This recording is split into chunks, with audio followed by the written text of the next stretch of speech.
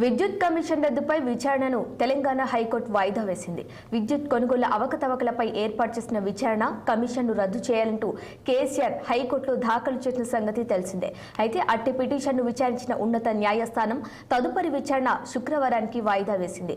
విద్యుత్ కమిషన్ నిబంధనలకు విరుద్ధంగా వ్యవహరించిందంటూ కేసీఆర్ తరపు లాయర్ ఆదిత్య కోర్టు బయట ఆరోపించారు. జస్టిస్ నరసింహారెడ్డి ఏకపక్షంగా మాట్లాడుతున్నారని, ఇది సుప్రీంకోర్టు తీర్పులకు విరుద్ధమని వ్యాఖ్యానించారు.